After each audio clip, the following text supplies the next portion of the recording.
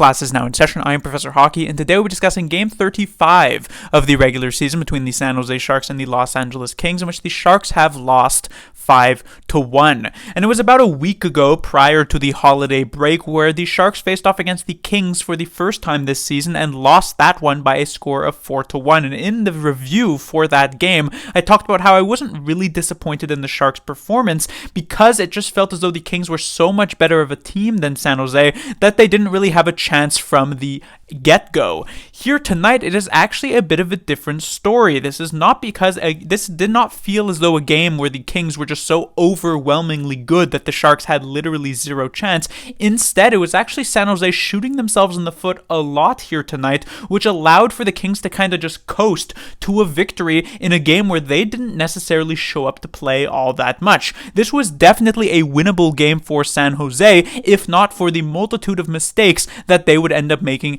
as the game would go on. Because if we actually start off in the first period, the Sharks played quite well. They weren't exceptionally dominant in the first period, as though they weren't like getting chance after chance after chance, but primarily from a defensive standpoint, they did very, very well. The Kings generated zero high danger chances in the first 20 minutes of this game. Not one, not just a couple, zero chances. Kaapo Kähkönen had the easiest period of his season, it feels like, with that first, as he just didn't really see much rubber at all. The Sharks themselves, they weren't necessarily swimming in opportunities, but they got a power play goal from Fabian Zetterlund and set themselves up in an okay enough spot with a 1-0 lead heading into the second period.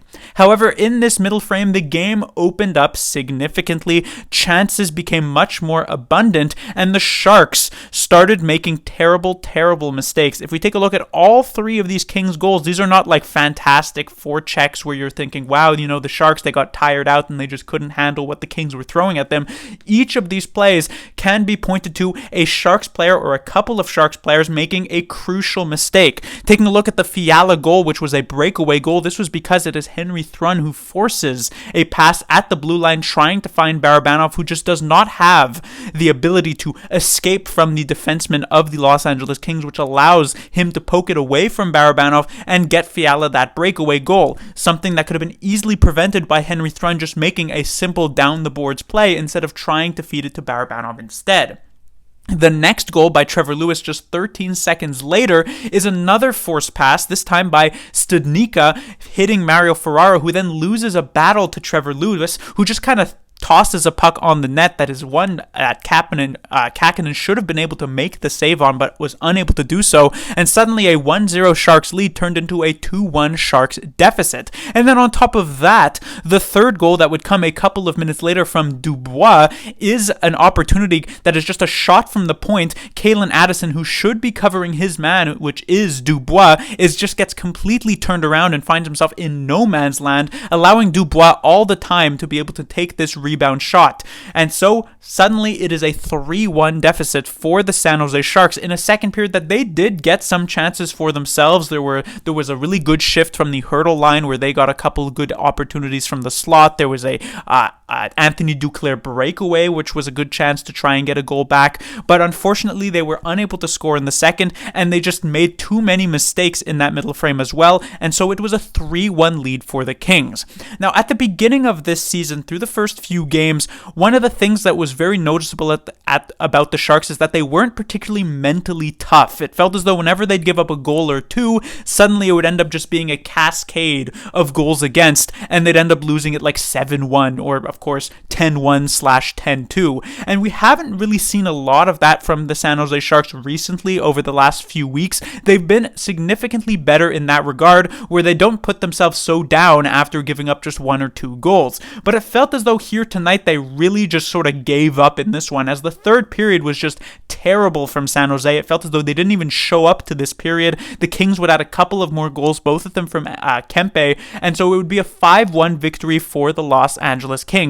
A slightly worse score than their first matchup, but one that the Sharks would absolutely be hanging their heads about because it was just a terrible effort in the last 20 minutes of this game.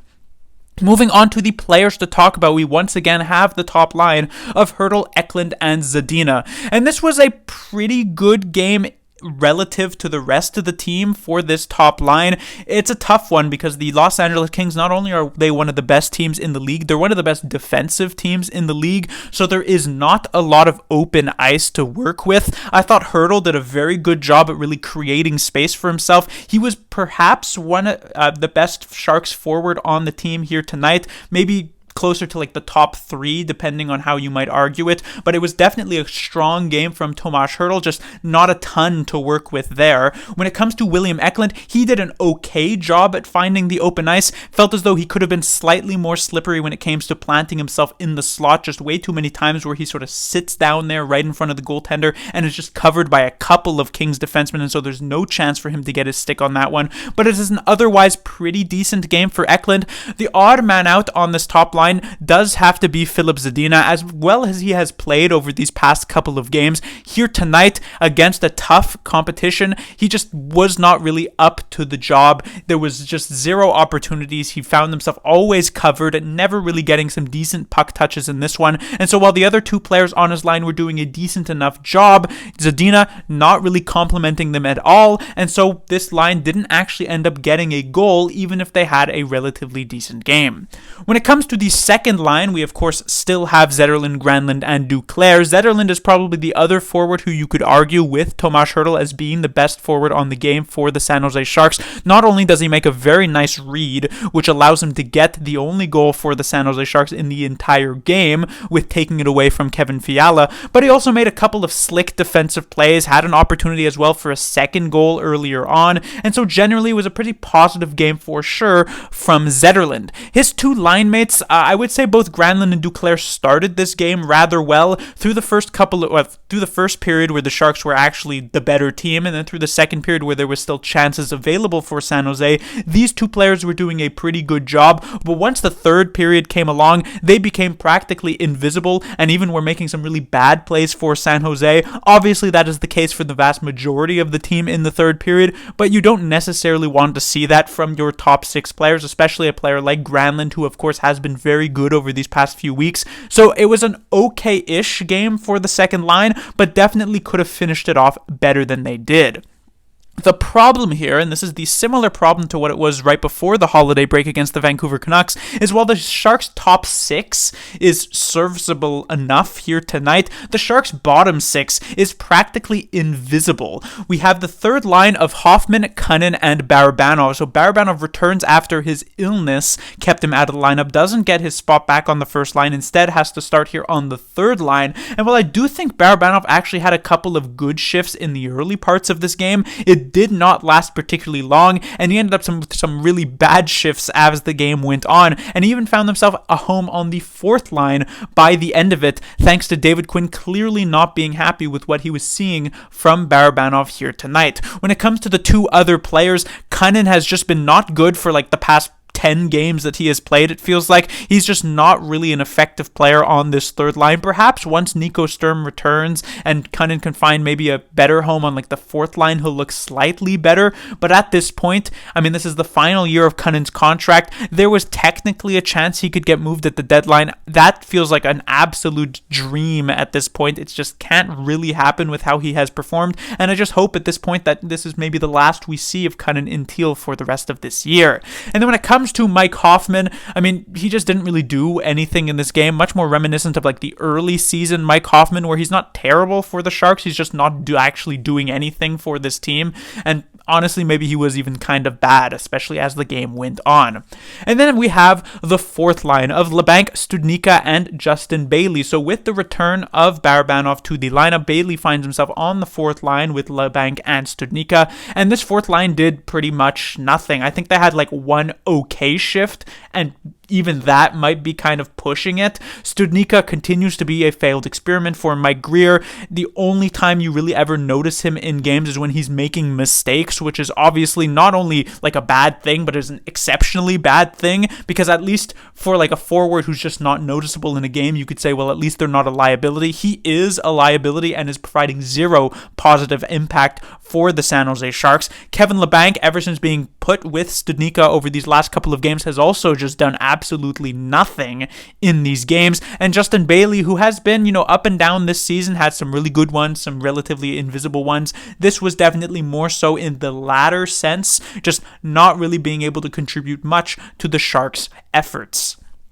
Then we have the defensemen for the Sharks here tonight, starting off with both Ferraro and Burrows. These two players were doing a very, very good job near the earlier parts of this game. You gotta give them credit for that one. Of course, as is the theme here tonight for the San Jose Sharks, as the game progressed, it became slightly more difficult to defend, and they started making some really bad moves in their own zone defending. I will be slightly more forgiving in that regard, as it just felt as though the third period effort for the San Jose Sharks was so awful that it's hard to really pinpoint any particular player. It just feels as though everybody was just insanely checked out. And so technically, if you just look at the first half of this game, these two players, not so bad. Then we have Thrun and Calen Addison. So Addison returns to the lineup here, and this was actually quite a decent start for Addison. He wasn't actually contributing anything offensively, but he wasn't making any egregious mistakes, which is more than what you could have said about the games he played prior to his injuries. So I was hoping that this would be just one of those very basic, not super noticeable type of games where at the end of it you could say, like a 5-on-10, 6-on-10 performance for Calen Addison, not too bad. But that kind of went out the window after that terrible mistake on the Dubois goal, just completely losing coverage. And then from that point onward, it felt as though it was just mistake after mistake after mistake for Calen Addison, and he probably ended up being one of the worst defensemen for the San Jose Sharks on the night, if not really just the worst defenseman for the San Jose Sharks. When it comes to Henry Thrun, I do think he was a step above his defensive partner for sure, but you obviously have to point to that forced pass that led to the Kings' first goal in this game, and you could even sort of pinpoint that as really the turning point of this game, because it then led 13 seconds later to yet another goal against, and then the Kings never looked back from that point. Had Thrun made the simple play, maybe this is a different story that we're having. Probably not, considering how the Sharks eventually ended up looking in this game, but still, Thrun, I thought, did some decent things here tonight, and like I said, a step above Addison, but not that big of a step. And then when it comes to the final defensive pairing of this game, Okhotiuk and Ruda, I mentioned in my previous review that I would bring up a game in which Okhotiuk wasn't completely terrible, and that is actually tonight's game. I thought Okhotiuk was relatively mistake-free here tonight. Of course, in the third period, a couple of ugly maneuvers, but again, like I mentioned when it comes to Ferraro and Burrows, that was pretty much the case for the entirety of the team. When it comes to the first two periods of the game, I actually thought Okhotiuk played a relatively safe game. No egregious errors, no terrible turnovers, no miscued passes, nothing of that nature. So I guess it was slightly positive, and the same would go for Jan Ruda, who, as I've mentioned in the past, it's kind of like he's either smack dab average or just really, really bad. This felt less more so towards the average sense. And then we have the goaltender for the Sharks here tonight, Kaapo Kähkönen. Blackwood actually injured, or at least ill, or whatever may the case be. And so it was Magnus Krona backing up Kähkönen on the night. It'll be interesting to see tomorrow who gets the start. But Kähkönen, when it comes to his performance here, it was not particularly good. A couple of these goals he absolutely could have had. Like, the only ones I don't really blame him on are the Kempe first one and then the Fiala goal. The other three, I mean, the Dubois one was maybe a bit difficult because it was a tough bounce. The Trevor Lewis one is one he should have absolutely been able to make the save on. The second Kempe goal, it kind of could go either way, but it feels as though 5 goals against didn't really help bail out his team. Would the Sharks have been able to win with better goaltending? Probably not. They only scored a single goal on the night, and past like a few chances in the second period, they didn't really do much of anything, as like I said, in the third period. So it's not as though the Sharks really could have won with better goaltending, but it was, like for many of the other players, an off night for Kähkönen. But that will do it for this review. The Sharks will be back in action tomorrow, where they will take on the Edmonton Oilers. The Oilers have been somewhat shaky thus far this season, a really struggling start to the year, and of course this was a team that the Sharks beat for their second win of the entire season, and so now in this rematch the Oilers are absolutely going to be looking for revenge, and we'll see if the Sharks can break off this massive losing streak thus far with another win against Edmonton. Class dismissed.